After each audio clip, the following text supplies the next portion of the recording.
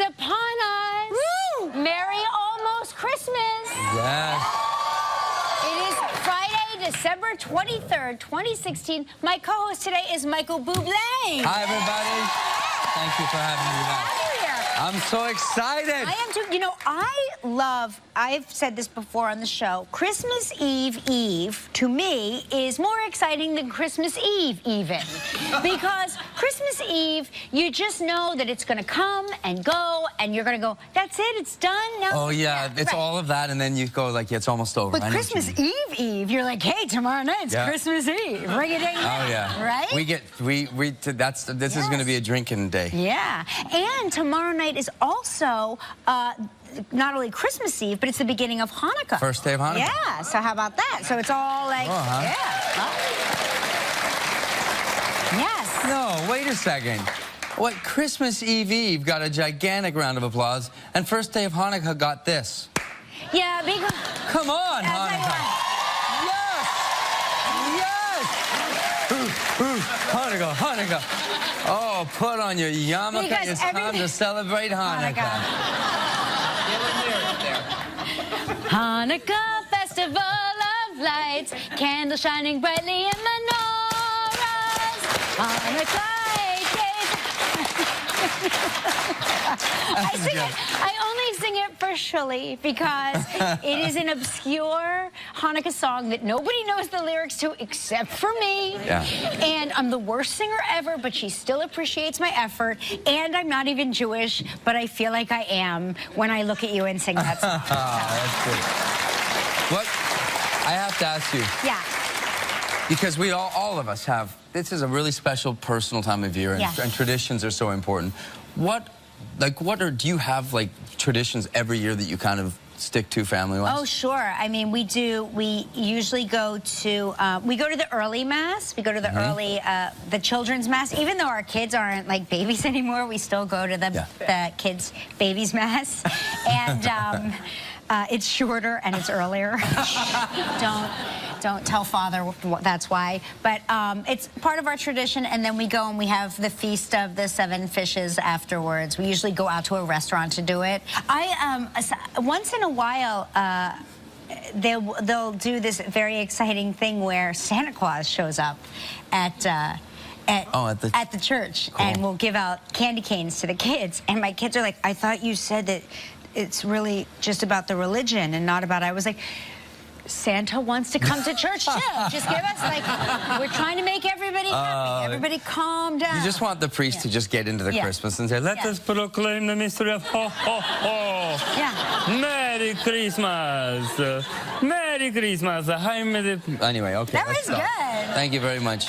Yeah. I think, you know what? I think it's been, every year I have people come from all over. Yeah. Like, I mean, all from South Africa, people come from London, LA, and they come to my house, and I have a massive get-together with all of these people that have spent years with me, and it's funny. Bandmates and people just from around. Yeah, my best friends, and they come, and with my whole family, and my whole family from Argentina, my wife's parents, it's crazy. It's like 30 people, and a couple days before Christmas, I have a room with a piano and things, and everybody's drunk, and everybody has the tambourines, and all the kids have little musical instruments, and then the one Jewish guy at the party, Dion is his name, from South Africa, and Dion is, I swear to God, the one Jewish man at the party knows every Christmas song ever, and you know what he always says to me? I only know Hanukkah tunes. He says to me, he says, you know what, Bocik, if it weren't for us Jews, you wouldn't have any Christmas music, because we wrote them all. Yeah. That's what he said, and then he plays them all, and oh, it's so much fun. We like have a karaoke. Oh, I want to come to the Bublé family. Come, Christmas. you're welcome. You are so welcome. And what's your favorite? Can you pick a favorite Christmas song? A Christmas song. Favorite Christmas song. Favorite Christmas song. Oh my gosh. Too many to think about? I guess. Well, I don't know. Will Santa Claus coming to town? No, I like the Christmas song. Thank you. I love the Christmas song. Yeah, that's the one. But that's you couldn't hear that, but it was so New York. The Christmas song. Yes. Idiot. Yes. And I also do like Christmas in Hollis by Run DMC. That's great. Yes. Can you sing it? It's Christmas time in Hollis, Queens. Mom's cooking chicken and collard greens. Listen, I know the first lyric of every song, okay? And then if you want more, forget it, because you don't have it. Okay, listen, this is exciting. In London, yes. In London, you can now pay someone $548, or that's like £600 to decorate your tree. They're called tree stylists. Yeah. That's so warm. They have that in New York, too, by the way. I hate to break it to you. And I'm pretty sure they have that everywhere. It's probably more. You'll come for free? You'll come for free? Please leave your number with somebody at the front. That sounds like such a warm thing, you know? Don't have the kids help with the star on the tree. Hire a decorator. I know that's not Christmas like in England, because if it was, it would be, you know what I mean, like Ebenezer or something. Well, it would be... Decorate my Christmas tree and go get a pheasant. Here's 5... You know the scene when he throws the... This is 4 shillings. Go and get the fattest turkey you can get. I just want to go to London for Christmas so I can see Father Christmas and have figgy pudding. Speaking of food, this is not a holiday thing, but I thought this was kind of really interesting and funny too. If you don't finish your plate of food in certain countries, you may be offending someone. Yeah. Listen to this. For example, in many areas of China, it's considered a compliment to burp after a meal. He's so suave, that Michael Bublé. But this is, in China, it is a compliment to burp because it's a sign that you've eaten well. Thank you. And then spit hit your host. No. No. That's... No. Okay, that's just enough of that. That's what took it. Made that up. You know what? I made that part up. But in Canada, it's true. We spit at the... In India, listen, in India, you should finish everything that's on your plate because it's considered respect for served food. I think my grandpa might be Indian. Yeah. Because he finishes everything, and if you don't finish it, he remembers, like, he remembers times when they didn't have food and Second World War and stuff. Right. And the Ethiopians don't even bother with plates. They're considered wasteful, so they just share off one big communal plate. Okay. Okay. Okay, I'm gonna fess up right here because it's Christmas Eve. I remember one time when I was new in my family, in my in-laws' family, and we all went out to this restaurant, and it was like a family-style thing. Yeah. And we all served ourselves, and then towards the end of the meal, I started taking my fork and just twirling the pasta off the center of the plate because... As you do. You know, I was just too lazy and drunk at that point to actually... And my father-in-law said, perhaps you would like some help putting that onto your plate. Oh, really? And I was like, oh, yeah, I forgot. I'm still sharing, you know, and I'm not in yet. I wasn't quite in yet. Yeah, no, I know what you mean. But 3 grandchildren later, I can do whatever I want. I literally, I can eat with my face in the serving plate. Yeah. Once you produce grandchildren, you can eat with your fingers and your hands in their plate. I have no scruples about doing stuff like that. Like I have, there's these chicken wings that my grandma, God bless, she's gone now, but she used to make these chicken wings, little crispy with garlic and rosemary and stuff. And sometimes when my family comes over, my wife's family, they eat the chicken wing, but they always leave. Oh. Like so much of the wing, and then they put it down. And I don't know why. It fills me with so much anger. Well, do you do what and I pick it up and I finish them up and say, why are you touching the disgusting wings that are finished on the plate? And, you know, and I'm like, because you finished them. But that's surprising. So my husband does the same thing. He eats everything that anybody leaves behind. He sucks it clean. And then certain kinds of bones, he'll like suck the marrow out of the bone. Yeah. Yeah. What is the problem, folks? We like to suck. I don't like bones. You know. We like the marrow. I know it's supposed to be good for you. I can't. I know what he's saying. Merry Christmas, everyone, and Happy Hanukkah. Yeah. Turns out men are closer to dogs than we actually thought. Yeah. Yeah, yeah. Okay. So these are things that people are over. You want to hear what people are over? We know that I'm over bone marrow. People are over food mashups. These are food trends. You know, food mashups, the food fusions. The cronut. The cronut, right, all of that. Like a croissant slash donut is a cronut. People are saying, you know what? Let's separate them again. Enough is enough with this food mating. Enough. Turducken. Turduckens, yes. Pie-cakins, nacho lasagna. Pie-cakins. Yeah, pie-cakins, turduckens. We did have a pie-cakin last year, and it was delicious, and everybody enjoyed it. Is that you really real? It's There's really pie-cakins? Yeah, pie-cakin. It's like a pie and a cake if they made love. Sometimes when a pie and a cake love each other very, very much. That's a discussion I have to have with my kids soon. Yeah. Matcha. People are over matcha. Who's over matcha? Who knows what matcha is? She does. Hey, who knows about avocado toast? Yeah. Wrong. 19% of us are over it. And really? Yes. I hate to break it to you, 9% of us are over pizza and pasta. Oh, no. That'd never be over that. That's disgusting. It's right here, America. 91% are black and white, clear as crystal. Merry Christmas. On today's show, everybody, the incredible Tom Hanks.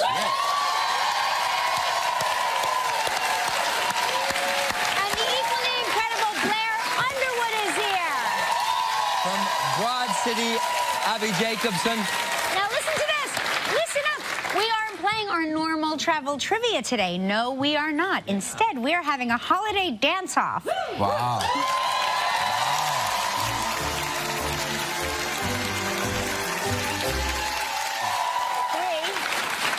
Three brave members of our studio audience are facing off, and the winner is getting a $500 gift card to World Market. So earlier this morning, we had a preliminary dance-off where the top 3 dancers from our audience were selected to compete in the competition. We dressed them up. We dressed them up? Like, as what? In kind of holiday. Oh, holiday stuff. Oh, okay. We holidized it. It's like we dressed them up, and now it's time to meet our contestants. First up is Barbara Albert from right here in New York City. So cute.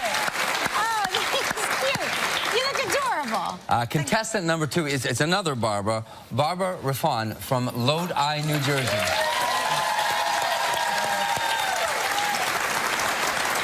You guys are adorable. And last but not least, we meet contestant number 3, Amy Rothstein from Moorhead, Minnesota. And studio audience, listen up, because you have a job to do. It's up to you to vote for your favorite dancer by using the polling devices attached to your seats. All right, contestants, it's time to give it all you got. Let's start the music.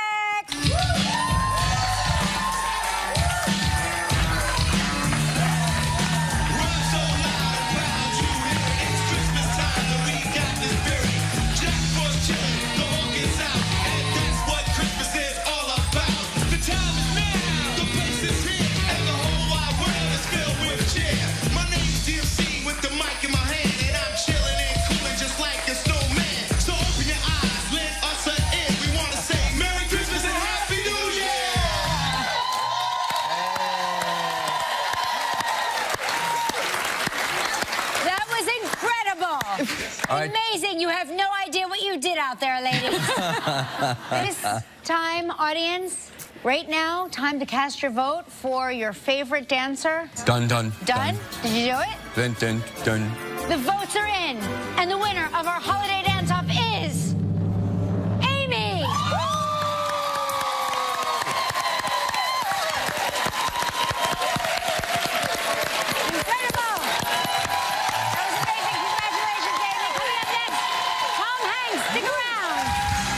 Still ahead on Live, Blair Underwood. From Broad City, Abbi Jacobson. Coming up next, Tom Hanks.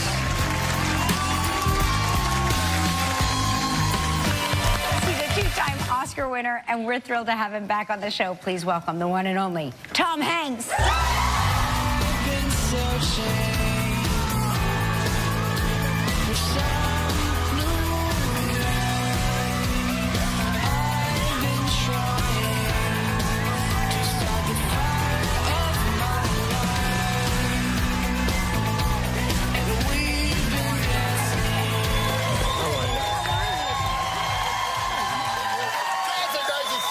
Nice to see you, too. Oh, hi.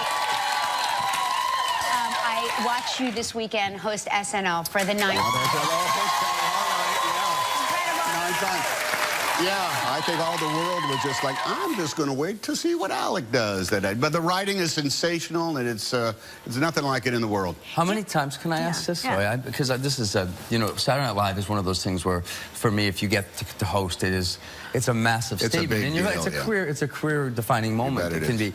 How scary? I'm asking you because I need you to help me through this. How scary is it or isn't it? Well, it's petrifying because what you do is you have this vision of everyone you have ever known in your life sitting in their living room watching you, and that's crazy. Then on top of that, you're just trying to keep track of the edits, you know, the cuts that you have to do. But if your eyes roll up in the back of your head, you just go out there and just make it happen. Did you put Vaseline on your teeth before you go out? Oh, what a good idea that would have been, just so it doesn't like stick up there and remain like that for so. That's happening to me right now. No. We'll get you some stuff comes along that I don't understand. David S. Pumpkins, did you see that? It's like I'm not sure what that was all about. Well, how much, I mean, when you sat there with Lauren, you sit up in that room in that writing, are you writing with them, or do you just walk in and say, okay, you know, this is what you have, okay, I'll do my best? Yeah, eventually you meet up with kind of like everybody and get a sense of it, and mostly you have to say, guys, realize I'm going to have to send out advanced apologies based on these ideas that you're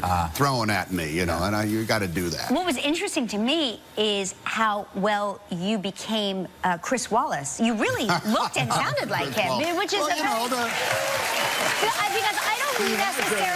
I didn't necessarily think that he had a specific voice pattern or nothing. Well, he's got a perennial smile on him. He's just got that kind of like... Yeah, but you really nailed it. You really did. And that's a hard thing to do. There's nothing wrong with a good wig and a pair of glasses. that goes a long way. That's our motto around here.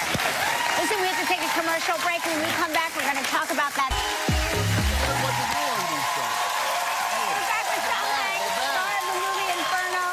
Of course, you wrote, directed, and starred in a film that I auditioned for. What? Yes, 20 years ago. Did we cast Charlize instead of you? Apparently. Oh, I'm sorry. Had I known. Apparently, for some reason, you saw a spark in her or something. But it was really, I mean, that launched so many careers. Yeah, it was Liv Tyler, Charlize Theron's only second movie, Steve Zahn, Tom Everett Scott. There we are right there. Jonathan Scheck, there's Charlize. Yeah, and Steve Zahn and I worked together on All My Children. Jonathan. So really? Yeah, so it was very funny. Yeah, like they were... what happened was we were, I don't know if you remember, the Forrest Gump phenomenon went on for about 8 months. Yeah. And we were, like 6 months, I was still on a plane having to go off to somewhere and talk about it. And I was going stark raving mad, and I needed an outlet that was just something that I loved. So I ended up writing that Did you on the road. write?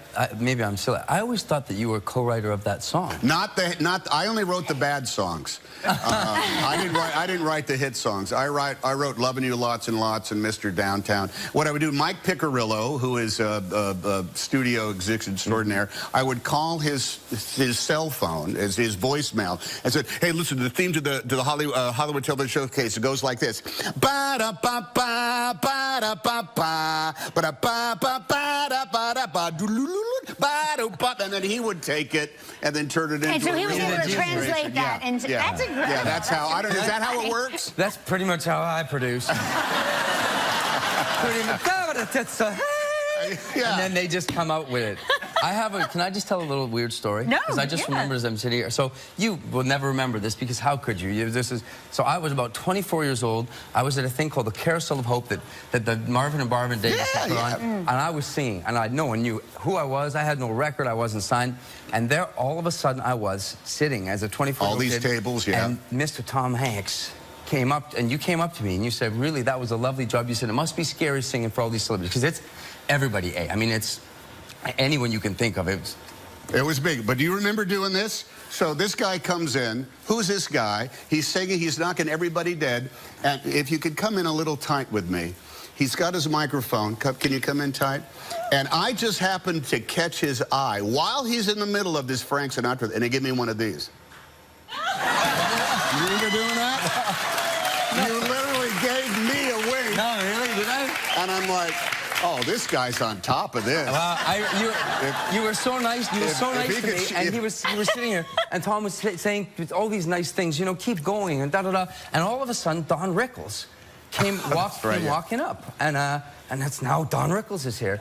And he looks at me, and he looks at Tom, and he looks at me, and he says, are you listening to this guy? And I said, yeah. He said, don't listen to this jerk. He talks to beach balls. Welcome to show business, my friend. Welcome to show business. Okay, we have to take one more commercial break. We're going to find out tonight to work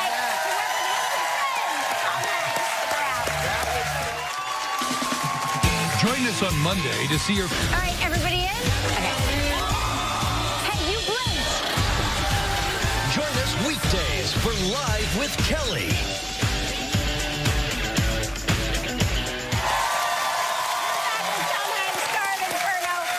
This is your third time playing Robert Langdon. Yes. Third time. You must like him a lot. Robert Langdon, I love playing anybody who's like crazy smart, but that requires reading the screenplay with my Google page open, you know? Right. Because there's a lot of references, like I wasn't quite sure about the Beatrice Dante dynamic or a lot of things of Florence. But now, you give me 45 minutes and a certain number of keys, I can show you the secret passageways of Florence. No kidding. We'll never, ever have to step down with the common people. We'll all just be back where the Machiavellis were doing No more tour guides for you. No, You're I'll just give you gonna my own. I know it all. I'll show you. Yeah, it was baptized right there, and there's the golden doors. I think people are fascinated by it. I am. I love the movies. It's so...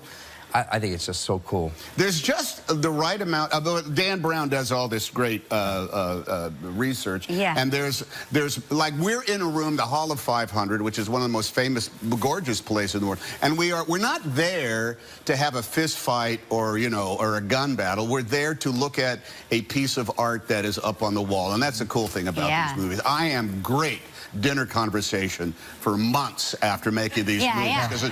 Well, do you know the fleur-de-lis is actually a symbol that stems from the air reign of Louis XV. My wife starts going nuts. She puts on her records in order to change the subject. Well, let's take a look at a clip right now. Oh, yeah, the clips are incredibly exciting. Felicity Jones, right? Oh, the Felicity Jones. It's your favorite clip. Yes, it is. This is actually a really great clip. And Felicity's fantastic. You're trying to figure out what's going on because you did not yet know what Robert Langdon has no idea where he is or what has happened to him. Okay, here's Tom Hanks in Inferno. You like that? Hey. Let me tell you something about, You can't end it there. And then off comes, it's a breathtaking scavenger hunt that leads at Michael's house when we all sing songs together. Felicity Jones was about to go off and do Star Wars Rogue One. Yes. And we were pumping her for information. And she goes, I'm under contract, I can't tell you. I said, please, Felicity, do you carry a lightsaber? I can't tell, I'm not allowed. Nothing lifts her shield. She holds up on her Tuesday on Live, Ryan Seacrest.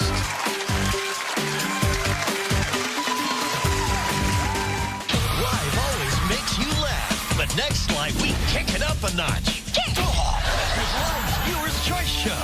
I picture you nude all the time. We all do. The moments you loved, plus Kelly's bloopers. A super talented actor and a super talented, really nice guy, but let's be honest, he's a whole lot of handsome. Please welcome Blair Underwood.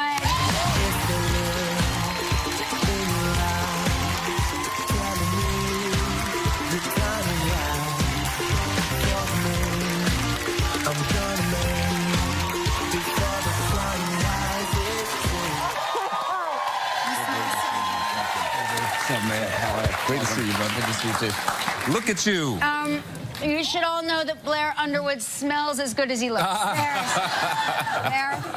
where have you been, by the way? Where have I been? I mean, where we have I haven't been? seen you in a few years. No, you know, I mean, on the show. Here, you know what? I did a show last time I was here, and it was canceled after 3 episodes, and I retired, actually. You did? I checked out for a year, and I did theater. I played Othello and did one on tour with Cicely Tyson, and Vanessa Williams. Had a great time. Yeah. I've also been doing road trips.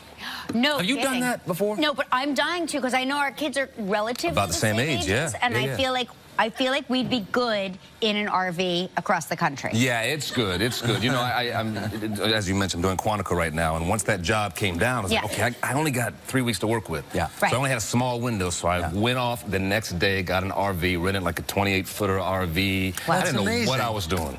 And we ended up going up to Mount Rushmore and try to figure it out. And you know, what did the teenagers do? What did they do? My 19-year-old drove some. Okay. Amazing. They kind of emptied the RV at night. We'd go stop off those, you know, those KOAs, campgrounds of America. Yeah. It's a whole subculture. Yeah, I never even knew. Oh, that's a beautiful. That was my number. Oh, look at that. My number one question, because I was talking to Mark last night. Oh. And I was reading your show notes, and I was talking to Mark, and I go, you know, Blair took the family across country in an RV. He goes, find out who emptied the waste. Every night, that would be me. Is that you? That would be me. That's a good puppy. Listen, I gave them instructions and made sure my daughter and, you know, they tried it. And they're like, Dad, really? So the teenagers, my idea. they dug it? All I can think of is like Vacation with Chevy Chase, you know? Yeah. No, that's it. That's it. In blackface. I think we're like the only ones out there on the road. As you pull into the campground, I don't know, you tie up, you dock for the night, whatever it is. Yeah, that's it. And do the other campers go, is that Blair Underwood? Are they freaking Not too out? much, but it was definitely a learning curve in terms, because every night you got to empty the waste, you got to plug in electricity and put the water in there. But yeah, no, it was good fun. But no, actually, I was telling my wife just the other day. I said, you know, I was just thinking how much I loved our road trip, and she said, yeah, well, your youngest son was just telling me how much he hated it.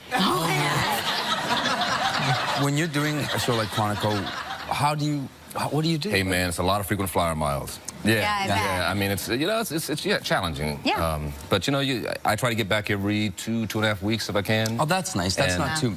I mean, sometimes it's just 24 hours just to break up that block of time. Yeah. It's nice to do. By the way, and talked to my wife last night, who's a huge Michael Bublé fan. Yeah. Look at that, I can't take it. No. Check it. You are blushing. What's up with that? Yeah, man. She said, ask Michael. Because, see, we come out of, like, the church, and especially the black churches, and when we sing, our mouths are wide open, all down in the tonsils, see all that. She says, he has such a great voice, but he hardly moves his mouth. Ask him how he does that. Oh, yeah, because I lip sync on most stuff. There it is. Commercial break. Tell you what, thank you. We're going to find out why Blair won't turn his back on Priyanka Chopra anytime soon. Stick around. More with Blair Underwood from Quantico. If you'd like to know more about anything you see on Live, log on to our website, livekelly.com.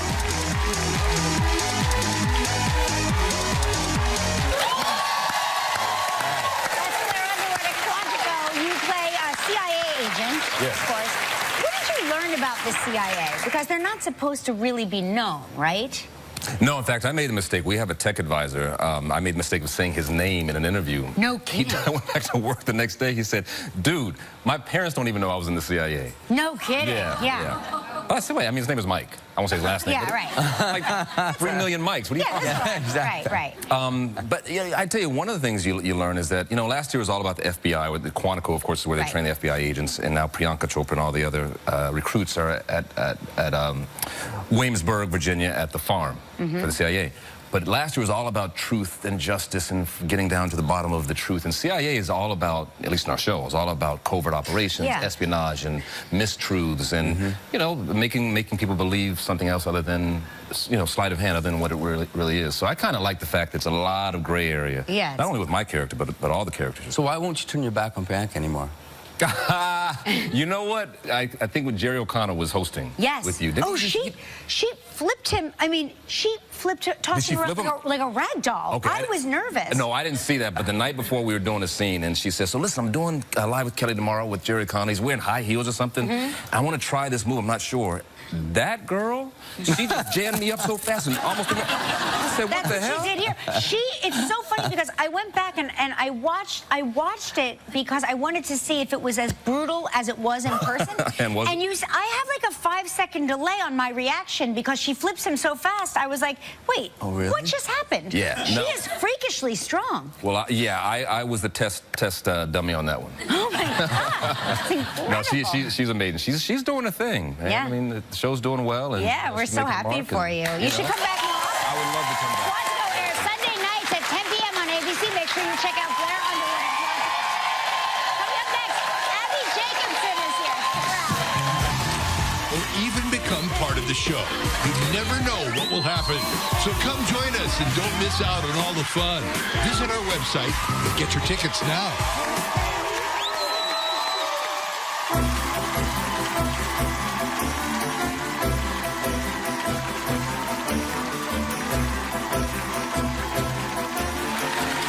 She's one of the masterminds behind the hit Comedy Central series Broad City. Please welcome the incredible Abbi Jacobson.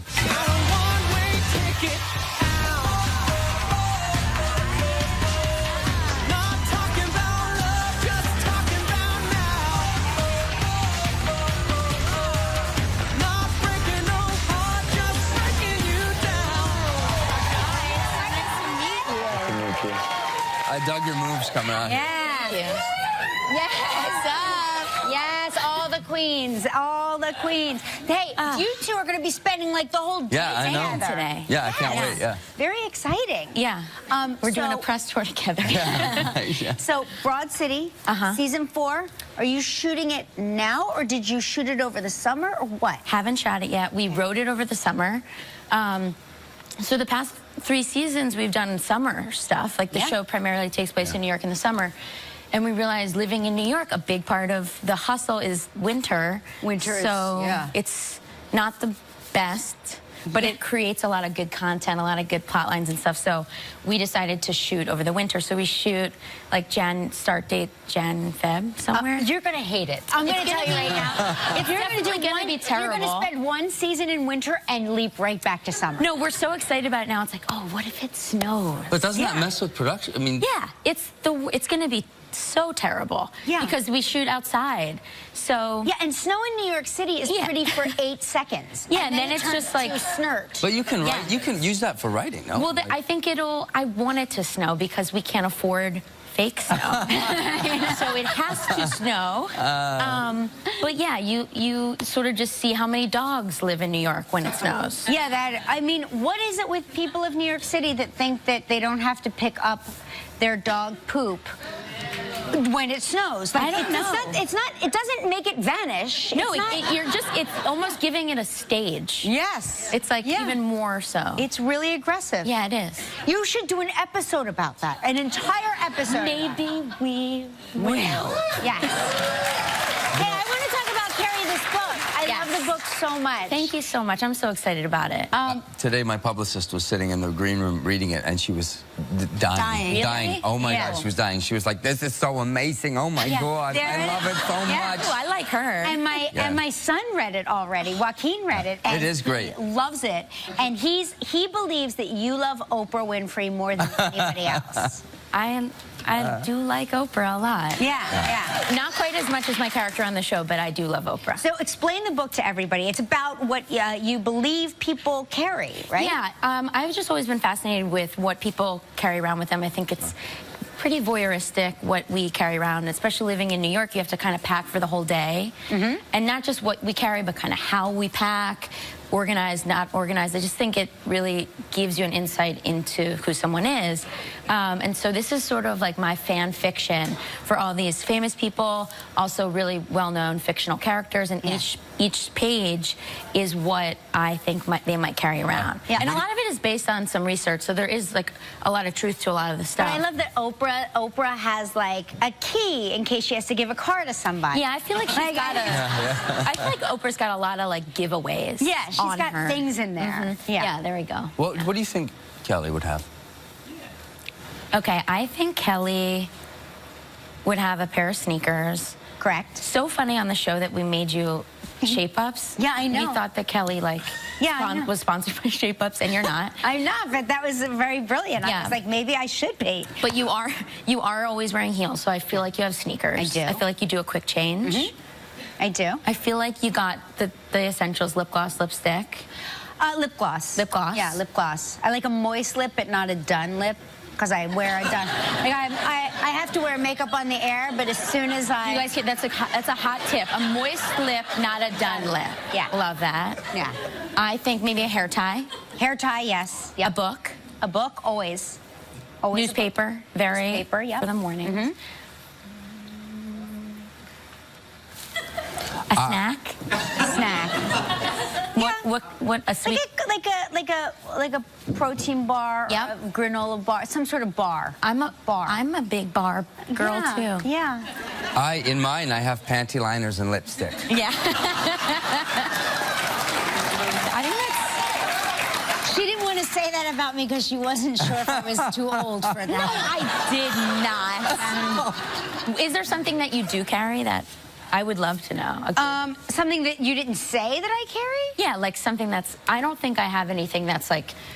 I should have a very revealing thing to say in this interview right now that I carry around. Next one, I'll tell you in the next interview. Yeah, no, I don't really carry anything that revolutionary. I like to just... I carry a Metro card. Yep. I carry, you know, a little bit of cash.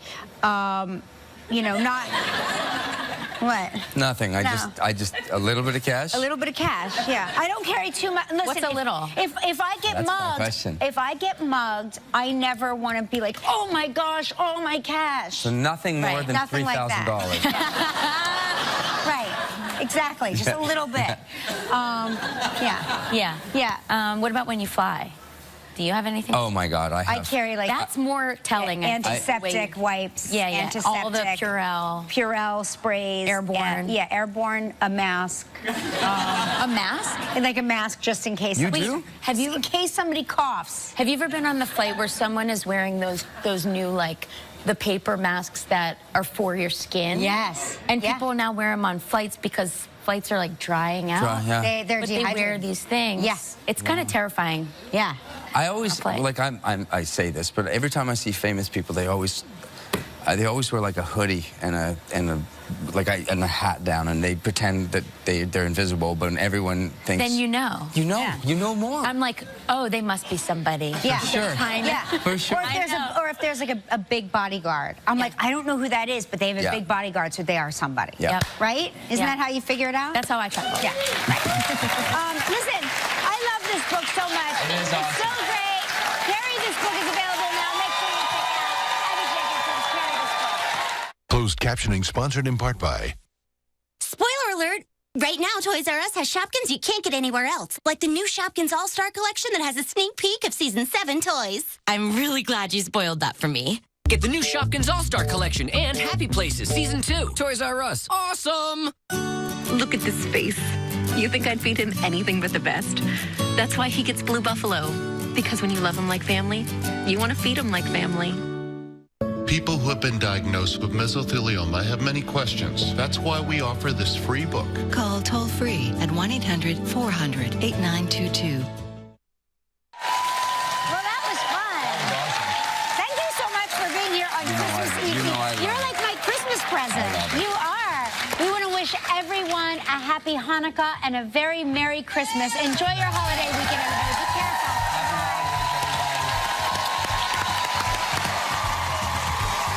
Monday on Live, join us to see your favorite moments in our Viewer's Choice Special.